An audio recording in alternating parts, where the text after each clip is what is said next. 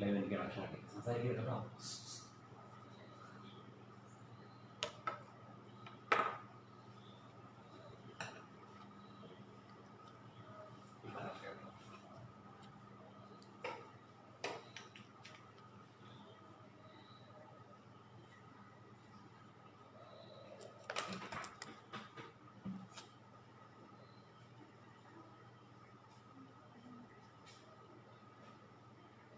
ഇതിൻ്റെ ക്യാമറ തിരിഞ്ഞാണോ ഇരിക്കുന്നത്? അപ്പോൾ നോക്കി.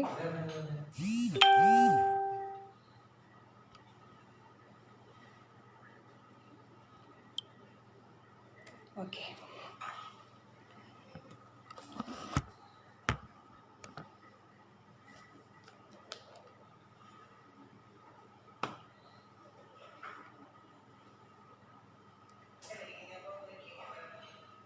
നമസ്കാരം പ്രിയപ്പെട്ടവരെ.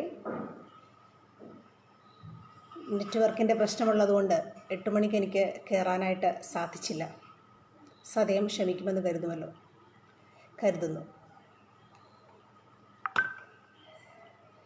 KSU കുന്നംകുളം യൂണിറ്റിൻ്റെ പ്രിയപ്പെട്ട സഹപ്രവർത്തകർക്ക് എല്ലാ അഭിവാദ്യങ്ങളും നേരുകയാണ്. നമ്മളിന്നിവിടെ ചർച്ച ചെയ്യുന്നത് പുതിയ വിദ്യാഭ്യാസ നയത്തെക്കുറിച്ചാണ്.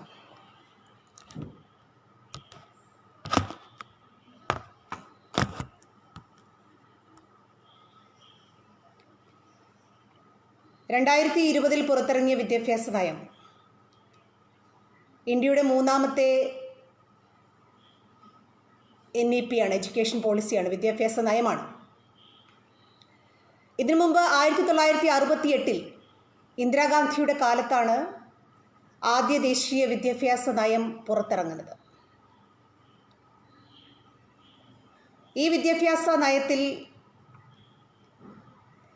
ഇന്ത്യയിലെ ഗ്രാമീണ മേഖലയിൽ ഉള്ളവർ, നഗരപ്രദേശങ്ങളിലുള്ളവർ തുടങ്ങി എല്ലാവർക്കും പ്രാഥമിക വിദ്യാഭ്യാസം, കോളേജ് വിദ്യാഭ്യാസം,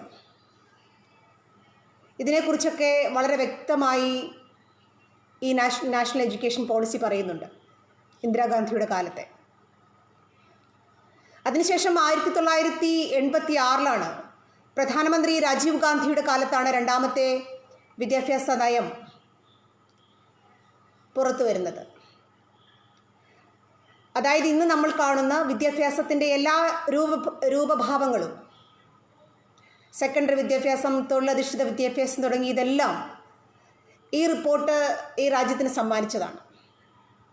അങ്ങനെ വളരെ പ്രത്യേകിച്ച് കുഴപ്പങ്ങളൊന്നുമില്ലാതെ ഈ വിദ്യാഭ്യാസ നയവുമായിട്ട് രാജ്യം മുന്നോട്ട് പോകുമ്പോഴാണ് 2020 പുതിയ വിദ്യാഭ്യാസ നയം പുറത്തു വരുന്നത്.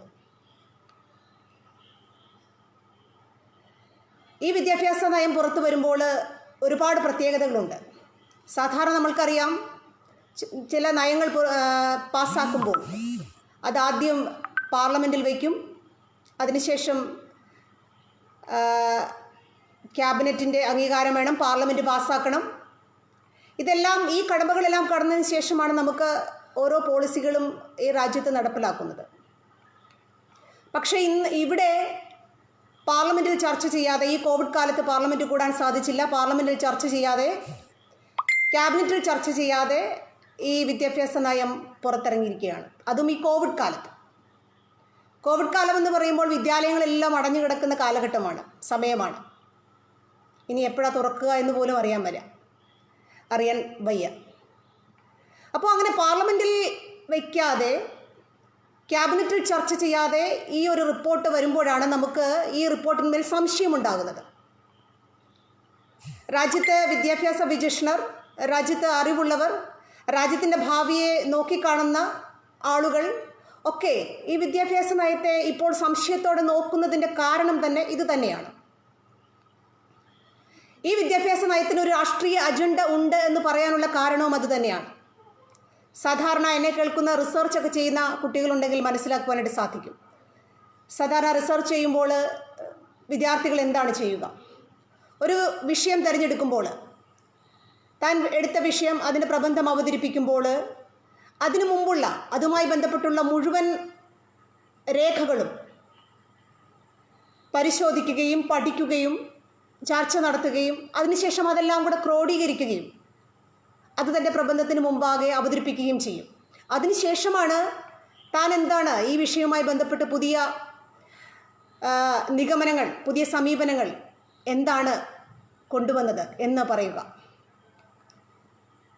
വിദ്യാഭ്യാസ നയം എല്ലാ കാലത്തും രൂപപ്പെടുത്തിയപ്പോഴും ഇത്തരത്തിലുള്ള ചില അന്വേഷണങ്ങൾ, ചില പരാമർശങ്ങൾ, ക്രോഡീകരണങ്ങൾ എല്ലാം ഉണ്ടായിട്ടുണ്ട്. അതായത് അതിനു മുമ്പുള്ള എല്ലാ വിദ്യാഭ്യാസ നയത്തെയും പോളിസികളെയും കമ്മീഷനുകളെയും ഒക്കെ പഠിച്ച് അവിടെ എന്താണ് കുറവ്, പുതിയതായി എന്താണ് സമീപനം, ഇതെല്ലാം വളരെ വ്യക്തമായി ഈ കാലഘട്ടത്തിൽ ഇത്രയും കാലം പറഞ്ഞിട്ടുണ്ട്. പക്ഷേ ഇവിടെ 2020 പുതിയ വിദ്യാഭ്യാസത്തോടെ നയം പുറത്തിറങ്ങുമ്പോൾ ഇതുവരെയുള്ള ഒരു രേഖകളെയും പരിശോധിച്ചില്ല എന്ന് മാത്രമല്ല, പുതിയതായി ഒന്നും കൊണ്ടുവന്നിട്ടുമില്ല. പുതിയതായി ഒന്നും തന്നെ ഈ രേഖയിൽ പറയുന്നില്ല. സ്ട്രക്ചറലായിട്ട് കുറച്ച് മാറ്റങ്ങളുണ്ട്. അപ്പോൾ ചോദിക്കും, എന്തിനാണ് പിന്നെ ഈ മാറ്റം? അതിനുത്തരം, മാറ്റത്തിന് വേണ്ടി ഒരു മാറ്റം എന്ന് പറയുന്നതായിരിക്കും കുറച്ചുകൂടെ നല്ലത്. കാരണം BJP അധികാരത്തിലെത്തി, നിലവിലുള്ള പോളിസി മുൻ ഗവൺമെൻറ്റുകളുടെ കാലത്തുള്ളതാണ്. തീർച്ചയായിട്ടും അതുകൊണ്ട് മുന്നോട്ട് പോകാൻ താല്പര്യമുണ്ടാവില്ല RSSന്. അപ്പോൾ BJP അധികാരത്തിലെത്തിയത് കൊണ്ട് അതിൻ്റെ പേര് മാറ്റി, സ്ട്രക്ചറൊക്കെ മാറ്റി, പുതിയ ഉടുപ്പിട്ട് പഴയ കുഞ്ഞിനെ കൊണ്ടുവന്നിരിക്കുകയാണ്. നമുക്കറിയാം, കാലാനുകാലങ്ങളിൽ വിദ്യാഭ്യാസം മാറിയേ മതിയാകൂ. അത് രാജ്യത്തിൻ്റെ വികസനത്തിന് അനിവാര്യമായ ഒരു കാര്യമാണ്. വിദ്യാഭ്യാസം മാറുന്നതിനനുസരിച്ചാണ് ഒരു രാജ്യത്തിൻ്റെ വികസനം, ഒരു രാജ്യത്തിൻ്റെ ശോഭനമായ ഭാവി രൂപപ്പെടുന്നത്. പക്ഷേ അത് RSS രാഷ്ട്രീയ അജണ്ടയിൽ തട്ടിക്കളിക്കാനുള്ളതല്ല നമ്മുടെ വിദ്യാഭ്യാസം. എന്താണ് RSSൻ്റെ അജണ്ട എന്ന് ചോദിച്ചാൽ, ഈ വിദ്യാഭ്യാസ നയത്തിൽ അത് വിദ്യാഭാരതി സ്കൂളിൻ്റെ മുന്നോട്ട് വയ്ക്കുന്ന വിദ്യാഭ്യാസ നയമാണ്. അത് ഹിന്ദുത്വ അജണ്ടയാണ്, മതാധിഷ്ഠിത രാഷ്ട്രമാണ്. ആ ഒരു ആശയമാണ് ഈ വിദ്യാഭ്യാസ നയത്തിൻ്റെ ഏറ്റവും പ്രധാനപ്പെട്ട സംഭവം, ഏറ്റവും പ്രധാനപ്പെട്ട കാര്യം എന്നുള്ളതാണ് ഇതിനകത്ത് നമ്മൾ ശ്രദ്ധിക്കേണ്ട ഒരു കാര്യം. ഇവിടെ KSUവിൻ്റെ കുട്ടികളാണ്, അല്ലെങ്കിൽ അതുമായി ബന്ധപ്പെട്ട് നിൽക്കുന്ന യുവജന പ്രവർത്തകരൊക്കെയാണ് ഈ വിഷയത്തെക്കുറിച്ച് ഇപ്പോൾ കേൾക്കുന്നത്. എനിക്ക് തോന്നുന്നു ഏറ്റവും അധികം ഈ വിഷയത്തെക്കുറിച്ച് നിങ്ങൾ പഠിക്കേണ്ടിയിരിക്കുന്നു. ഇതിൻ്റെ ഒരു ദിവസം കൊണ്ട് പഠിക്കാനായിട്ട് നമുക്ക് സാധിക്കില്ല. ഇത് നമുക്കിപ്പോൾ ഒരു ആമുഖമായ ഒരു ചർച്ച മാത്രമേ ഇവിടെ നടക്കുകയുള്ളൂ. ഇതിൻ്റെ ഓരോ പേജും ഒരു ചർച്ചയ്ക്ക് വിഷയീഭവിക്കേണ്ടതുണ്ട്. നിങ്ങൾ പഠിക്കണം. പഠിച്ച് ഈ രാജ്യത്ത് നടപ്പിലാക്കാൻ പോകുന്ന രാഷ്ട്രീയമായ ഘടനായിട്ടുള്ള ഒരു അജണ്ട അതെന്താണ് എന്ന് കണ്ടെത്തുകയും അത് സമൂഹ മധ്യത്തിൽ അവതരിപ്പിക്കാനുള്ള ബാധ്യത നിങ്ങൾക്ക് ഓരോരുത്തർക്കുമുണ്ട്. ഇനി ഞാൻ ഇതിൻ്റെ ഘടനാപരമായ മാറ്റം എന്താണ് ഇവർ കൊണ്ടുവന്നതെന്ന് പറയാം. 10+2+3 എന്നുള്ളതായിരുന്നു ഇത്രയും കാലം ഈ രാജ്യത്ത് നമ്മൾ കൊണ്ടു നടന്ന ഒരു വിദ്യാഭ്യാസത്തിൻ്റെ ഘടന എന്ന് പറയുന്നത്. പുതിയ വിദ്യാഭ്യാസ നയത്തിൽ 5+3+3+4 എന്നുള്ളതാണ്. അതായത് 3 വയസ്സ് മുതൽ 2 വയസ്സ് വരെ, 3 വയസ്സ് മുതൽ 2ാം ക്ലാസ് വരെ പ്രീ പ്രൈമറി, 3ാം ക്ലാസ് മുതൽ 5ാം ക്ലാസ് വരെ പ്രിപ്പറേറ്ററി, അതായത് നമ്മൾ പറയും LP എന്നൊക്കെ പറയും. 6ാം ക്ലാസ് മുതൽ 8ാം ക്ലാസ് വരെയാണ് മധ്യഭാഗം, അതായത് UP. 9ാം ക്ലാസ് മുതൽ +2 വരെ സെക്കൻഡറി. അതായത് 3 വയസ്സ് മുതൽ 2ാം ക്ലാസ് വരെ പ്രീ പ്രൈമറിയാണ്. ഈ പ്രീ പ്രൈമറി എന്ന് പറയുന്നത് 3ാം ക്ലാസ് വരെ 3 വയസ്സ് തൊട്ടുള്ള ഒരു കുട്ടി ഔദ്യോഗിക വിദ്യാഭ്യാസത്തിൻ്റെ ഭാഗമാകുന്നു എന്നുള്ളതാണ് ഇവിടുത്തെ പ്രത്യേകത. ഇത്രയും കാലം പ്രീ പ്രൈമറി എന്ന് പറയുന്നത് മാതാപിതാക്കളുടെ സൗകര്യത്തിനനുസരിച്ചായിരുന്നു. അവർക്ക് എവിടെ വേണമെങ്കിലും കുട്ടികളെ പഠിപ്പിക്കാൻ വിടാം, ഏത് പ്ലേ സ്കൂളിലും വിടാം. ഇനി അത് പറ്റില്ല. പക്ഷേ ഔപചാരിക വിദ്യാഭ്യാസത്തിൻ്റെ ഭാഗമാണ് എങ്കിൽ പോലും ഇവർ എടുക്കുന്ന ഈ വിദ്യാഭ്യാസം, അല്ലെങ്കിൽ ഇവർക്ക് കൊടുക്കുന്ന ഈ വിദ്യാഭ്യാസം എന്ന് പറയുന്നത് ഔപചാരികമല്ല. കാരണം പ്രീ പ്രൈമറി എന്ന് പറയുന്നത് ഔപചാരിക വിദ്യാഭ്യാസമല്ല. അവിടെ കളി, ചിരി, അങ്ങനെയുള്ള കാര്യങ്ങളാണ് നടക്കുന്നത്. ഇനി 3 വയസ്സ് മുതൽ 3ാം ക്ലാസ് മുതൽ 5ാം ക്ലാസ് വരെ പൂർണ്ണമായും ഔപചാരിക വിദ്യാഭ്യാസവുമല്ല. അത് പ്രിപ്പറേറ്ററി ആണ്. അപ്പോൾ 2ാം ക്ലാസ് വരെ ഒരു സ്ട്രക്ചറിൻ്റെ ഔദ്യോഗികമായ ഒരു സ്ട്രക്ചറിൻ്റെ ഭാഗമാണെങ്കിലും അവിടെ ഔപചാരിക വിദ്യാഭ്യാസം നടക്കുന്നില്ല. 3ാം ക്ലാസ് മുതൽ 5ാം ക്ലാസ് വരെ ഔപചാരിക വിദ്യാഭ്യാസം പൂർണ്ണമല്ല. അവിടെയും കളിയും ചിരിയും ഉണ്ട്. വിഷയാധിഷ്ഠിത പഠനം അവിടെ ഉണ്ടാവില്ല. അതായത് 1ാം ക്ലാസ്സിൽ നമ്മൾ പഠിച്ചു തുടങ്ങും, നമ്മുടെ കുട്ടികൾ അക്ഷരം പഠിച്ചു തുടങ്ങും, സംഖ്യകൾ പഠിച്ചു തുടങ്ങും, മറ്റു വിഷയങ്ങളൊക്കെ പതുക്കെ പതുക്കെ പഠിച്ചു തുടങ്ങും. പക്ഷേ ഇവിടെ 5ാം ക്ലാസ് വരെ അവിടെ പൂർണ്ണമായും പഠനം നടക്കുന്നില്ല. ഇനി 6ാം ക്ലാസ് മുതൽ ആണ് വിഷയാധിഷ്ഠിത പഠനം തുടങ്ങുന്നത്. അതായത് നിലവിൽ നമ്മൾ ഏകദേശം ഒരു 5-6 ക്ലാസ് തൊട്ട് നമ്മുടെ രാജ്യത്തെ ചരിത്രങ്ങളൊക്കെ പഠിക്കാനായിട്ട് തുടങ്ങും. 6ാം ക്ലാസ്സിലാണ് ഇവിടെ വിഷയാധിഷ്ഠിത പഠനം എന്ന് പറയാൻ പറ്റത്തില്ല, കുറച്ചുകൂടെ ഗൗരവമായി പഠനത്തെ സമീപിക്കാനായിട്ട് തുടങ്ങുന്നത്. അതുവരെയുള്ള കുട്ടികൾ ഓർക്കണം, പ്രാദേശിക ഭാഷയിലാണ് പഠിക്കുന്നത്. രാജ്യത്ത് ഇപ്പോൾ മലയാളി തമിഴ്നാട്ടിൽ ചെന്ന് പഠിക്കാൻ ഒരു സാഹചര്യമുണ്ടായാൽ, അല്ലെങ്കിൽ മറ്റൊരു സ്റ്റേറ്റിൽ ചെന്ന് പഠിക്കാൻ സാഹചര്യമുണ്ടായാൽ അവിടുത്തെ പ്രാദേശിക ഭാഷയിലാണ് പഠിക്കേണ്ടത്. ഇത്രയും കാലം നമുക്ക് ഇംഗ്ലീഷ് ചൂസ് ചെയ്യാമായിരുന്നു. പക്ഷെ പുതിയ വിദ്യാഭ്യാസ നയത്തിൽ അത് സാധിക്കാതെ വരുമ്പോൾ വലിയ പ്രശ്നങ്ങൾക്ക് അത് കാരണമാകും. രാജ്യത്ത് വളർന്നു വരുന്ന കുട്ടികൾ വിദ്യാഭ്യാസത്തിൻ്റെ മുഖ്യധാരയിലേക്ക് കടന്നു വരുമ്പോൾ, ആഗോള വിപണിയിലേക്ക് കടന്നു വരുമ്പോൾ, ആഗോള വിദ്യാഭ്യാസ വിപണിയിലേക്ക് കടന്നു വരുമ്പോൾ അത് നമ്മുടെ കുട്ടികളെ സാരമായി ബാധിക്കാനുള്ള സാധ്യത വളരെ വലുതാണ്. അപ്പോൾ 6ാം ക്ലാസ് മുതൽ വിഷയങ്ങൾ പഠിക്കാൻ തുടങ്ങുകയാണ്. അവിടെ ഒരു കുഴപ്പമുണ്ട്. അവിടെയാണ് തൊഴിലധിഷ്ഠിത പഠനം തുടങ്ങുന്നത്. ഇത്രയും കാലം നമ്മൾ 6ാം ക്ലാസ്സിൽ ചരിത്രം പഠിച്ചു തുടങ്ങി, രാജ്യത്തെക്കുറിച്ച് പഠിക്കാൻ തുടങ്ങി, രാജ്യത്തിൻ്റെ സ്വതന്ത്ര ഭാരതത്തിൻ്റെ രാഷ്ട്രീയ ചരിത്രം പഠിക്കാൻ തുടങ്ങി. അങ്ങനെ ചരിത്രം പഠിച്ചാണ് കുട്ടികൾ കടന്നു വരുന്നത്.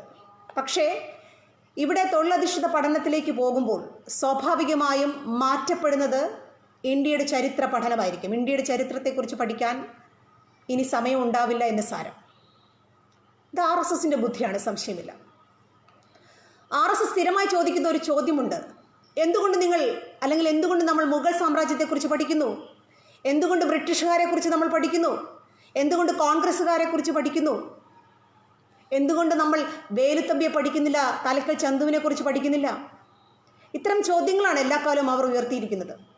അപ്പോൾ നിങ്ങൾ ഓർക്കണം, എത്രമാത്രം വളരെ കൃത്യമായ ഒരു അജണ്ട അവർ ഈ പഠനത്തിലൂടെ സെറ്റ് ചെയ്തിരിക്കുന്നുവെന്ന് മനസ്സിലാക്കുവാനായിട്ട് സാധിക്കും. തൊഴിൽ പഠനത്തിലേക്ക് പോകുമ്പോൾ ഇന്ത്യയുടെ ചരിത്രത്തെക്കുറിച്ച്, ഇന്ത്യൻ നാഷണൽ കോൺഗ്രസിനെക്കുറിച്ച്, സ്വതന്ത്ര ഭാരതത്തിൻ്റെ ചരിത്രത്തെക്കുറിച്ച്, നെഹ്റുവിനെക്കുറിച്ച്, ഗാന്ധിജിയെക്കുറിച്ച് ഈ രാജ്യത്തെ കുഞ്ഞുങ്ങൾക്ക് പഠിക്കാൻ RSS അവസരം കൊടുക്കില്ല. ഇനി ഇവിടെ മറ്റൊരു പ്രശ്നമുണ്ട്. എക്സിറ്റ് എൻട്രി ആണ് പറയുക ഇവിടെ. അതായത് തൊഴിൽ പഠിക്കുന്നു, 9ാം ക്ലാസ്സിൽ ഒക്കെ വെച്ചിട്ട് നമ്മൾക്ക് വേണമെങ്കിൽ 10ാം ക്ലാസ്സിൽ നമുക്ക് വേണമെങ്കിൽ പഠനം നിർത്താം.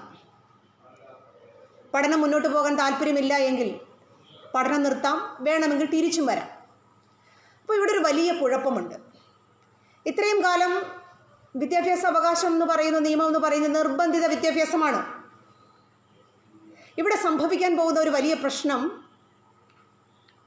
ഈ എക്സിറ്റ് എൻട്രിയിലൂടെ ധാരാളം കുട്ടികൾ പുറത്തേക്ക് പോകും. ആ പുറത്തേക്ക് പോകുന്ന കുഞ്ഞുങ്ങളെന്ന് പറയുന്നത് പാർശ്വവൽക്കരിക്കപ്പെടുന്ന കുഞ്ഞുങ്ങൾ, ദളിത് വിഭാഗത്തിൽപ്പെട്ട കുട്ടികൾ, ആദിവാസി കുട്ടികൾ, ഇവരെല്ലാം പതുക്കെ മുഖ്യധാര വിദ്യാഭ്യാസത്തിൻ്റെ പുറത്തേക്ക് പോകും. കാരണം തൊഴിൽ പഠിച്ചിട്ടുണ്ട്, നിങ്ങൾ പോയി തൊഴിൽ ചെയ്യൂ എന്ന് വളരെ വ്യക്തമായി ഈ വിദ്യാഭ്യാസ നയം പറഞ്ഞു വയ്ക്കുന്നുണ്ട്. പുറത്തേക്ക് പോയിട്ട് കുട്ടികൾ മടങ്ങുമെന്ന് ഒരു കാരണവശാലും നമ്മൾ മടങ്ങി വരുമെന്ന് നമ്മൾ പ്രതീക്ഷിക്കേണ്ട. ഇനി 9 മുതലാണ് 12ാം ക്ലാസ് വരെയാണ്. ഇത്രയും കാലം 10+2 11ഉം 12ഉം ഹയർ സെക്കൻഡറി എന്നാണ് നമ്മൾ പറയുക. ഇനി അങ്ങനെ പറയില്ല, 9 മുതൽ 12 വരെ സെക്കൻഡറി തലമാണ്. അവിടെയും വിഷയാധിഷ്ഠിത പഠനമില്ല എന്നുള്ളതാണ് ഇവിടുത്തെ ഒരു പ്രത്യേകത. ഇത്രയും കാലം ഒരു +2 പഠിക്കുന്ന ഒരു കുട്ടി, +1 പഠിക്കുന്ന ഒരു കുട്ടിക്ക് അവന് ഇഷ്ടപ്പെടുന്ന ഒരു വിഷയം തിരഞ്ഞെടുക്കാമായിരുന്നു. പക്ഷേ ഇനി അവിടെയും വിഷയാധിഷ്ഠിത പഠനത്തെ ഈ നയം പ്രോത്സാഹിപ്പിക്കുന്നില്ല. മറിച്ച് എല്ലാം കൂടെ കുഴഞ്ഞു മറിഞ്ഞു കിടക്കുന്ന ഒരു പരുവത്തിൽ എല്ലാം പഠിക്കേണ്ടി വരും എന്നുള്ളതാണ് ഇനി സെക്കൻഡറി തലത്തിൽ കുഞ്ഞുങ്ങൾ നേരിടാൻ പോകുന്ന വലിയൊരു പ്രശ്നം. ഞാൻ ആദ്യമേ തന്നെ പറഞ്ഞു, ഈ വിഷയം ഒരു ദിവസം കൊണ്ടോ അല്ലെങ്കിൽ ഒരു 10-15 അരമണിക്കൂർ കൊണ്ടോ ചർച്ച ചെയ്ത് തീർക്കാൻ പറ്റുന്ന ഒരു വിഷയമല്ല. ഇവിടെ ഒന്ന് ഓടിച്ചു പോകാൻ മാത്രമേ നമുക്ക് സാധിക്കുകയുള്ളൂ. ഇനി ഈ വിദ്യാഭ്യാസ നയത്തിൽ അവർ മുന്നോട്ട് വയ്ക്കുന്നത് വിദ്യാഭ്യാസ സമുച്ചയം, കോംപ്ലക്സ് എന്നുള്ള വാക്കാണ്. അതായത് വിദ്യാഭ്യാസ അവകാശ നിയമം അനുസരിച്ച്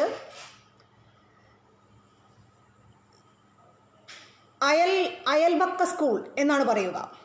അതായത് 1.5 കിലോമീറ്റർ, ഏതാണ്ട് 1.5 കിലോമീറ്റർ, 1 കിലോമീറ്റർ അകത്ത് ഒരു കുഞ്ഞിന് വിദ്യാഭ്യാസം ചെയ്യാനുള്ള സംവിധാനങ്ങൾ ഗവൺമെൻറ് ഉണ്ടാക്കി കൊടുക്കണം. അവിടെ ഒരു കുട്ടി ഉണ്ടാവുകയുള്ളൂ, ചിലപ്പോൾ 2 കുട്ടികൾ 3 കുട്ടികളൊക്കെ ഉണ്ടാവുകയുള്ളൂ. പക്ഷേ അവർക്ക് വിദ്യാഭ്യാസം എന്ന് പറയുന്നത് നിർബന്ധിതമാണ്, അത് അവരുടെ അവകാശമാണ്.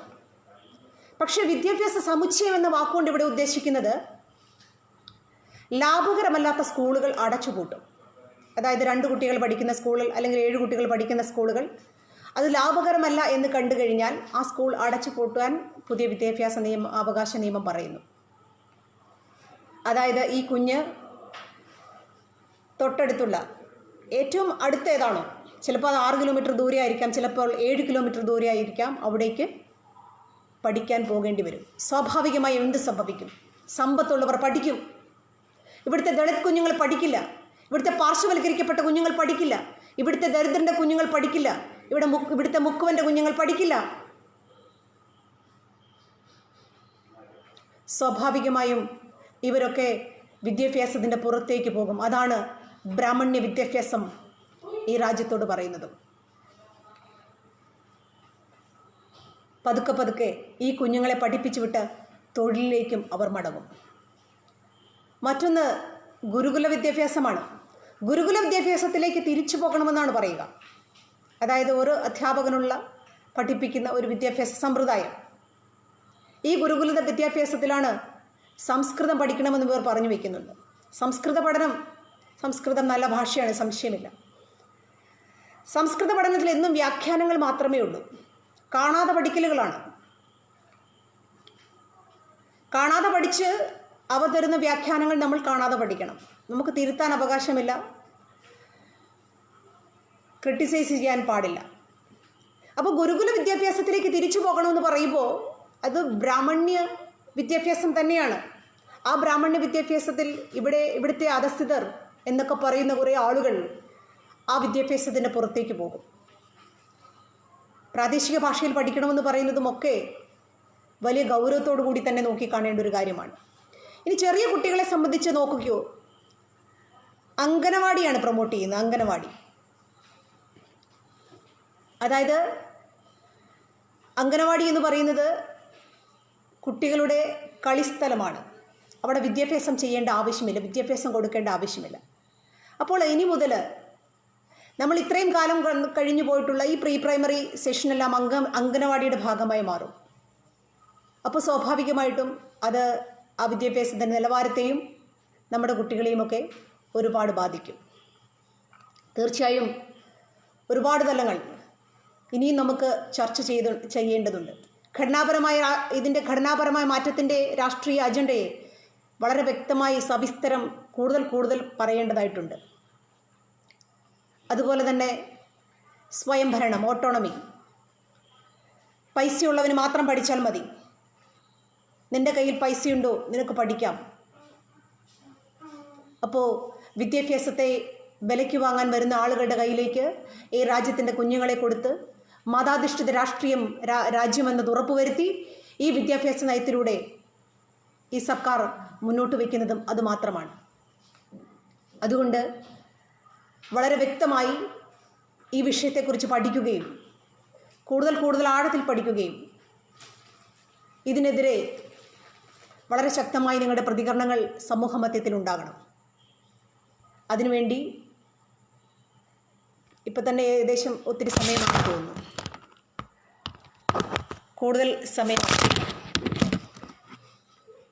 ഞാൻ അവസാനിപ്പിക്കുകയാണ്. എന്നെ കേട്ട എൻ്റെ പ്രിയപ്പെട്ട എല്ലാവർക്കും അഭിവാദ്യങ്ങൾ നേരുകയാണ്. അറിവെന്ന് പറയുന്നത് ഒരു ചരിത്ര വസ്തുവാണ്. അറിവില്ലാതെ ഈ രാജ്യത്തിന് മുന്നോട്ട് പോകുവാനായിട്ട് സാധിക്കുകയില്ല. ജയ് ഹിന്ദ്.